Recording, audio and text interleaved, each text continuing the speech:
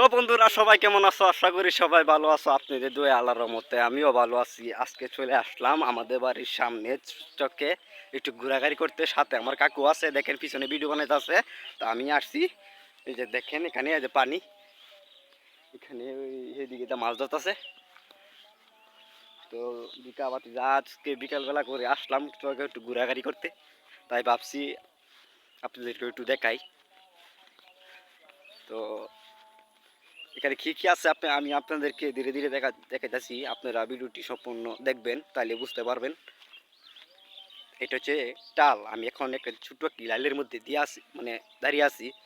আর এখানে একটু ক্ষেত, এখানে পানি আসেন, এই রাস্তা পর্যন্ত পানি উঠছে, এখন একটু পানি কমে গেছে। দেখেন এখানে মনে হয় এখানে আটু পানি এখন। আর এখানে ফসল হয়, এখন পানির জন্য ফসল মানে করতেছে না, পানি শুকিয়ে গেলে করবো।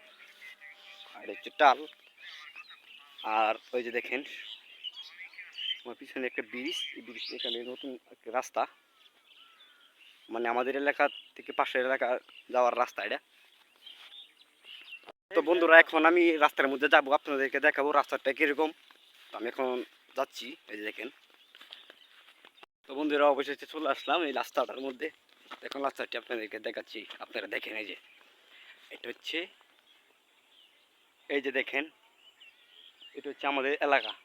আর এটা এটা হচ্ছে পাশের এলাকা, ঠিক আছে। তো আমি এখন এই রাস্তার মধ্যে আছি, যে দেখেন রাস্তাটি খুব সুন্দর। কিন্তু মানে আগে এই রাস্তাটি তেমন হয়েছিল না আর কি। ছোট্ট একটি লাইল আসিন, মানে ছোট্ট রাস্তা আসিন, কিরকম খালি আইটা যাওয়া যেত। তো এখন রাস্তার কারণে গাড়ি ঘোড়া যায়, তা আমার জন্য অনেক উপকার হয়েছে রাস্তাটা করার জন্য। আর এটা হচ্ছে আমাদের বিল, এই যে দেখেন।